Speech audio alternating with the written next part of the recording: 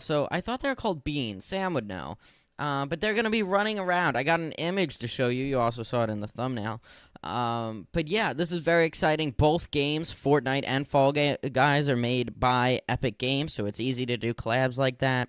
What's good is Epic Games does do a lot of collabs within its own, like, library of games. So it's exciting to see when two games that aren't really even similar, probably in audience and just really player audience collabs like this. And I guess that's kind of like why they do it, right? Because a game like Fortnite or people that play Fortnite might never think of playing Fall Guys. And actually, I can give you a perfect example, because Sam loves Fall Guys, and he would never play Fortnite until we made him try it, and then he loved it, and now he used to play Fortnite a lot, but He yeah. spent a lot of money on it. Yeah, yes, he did.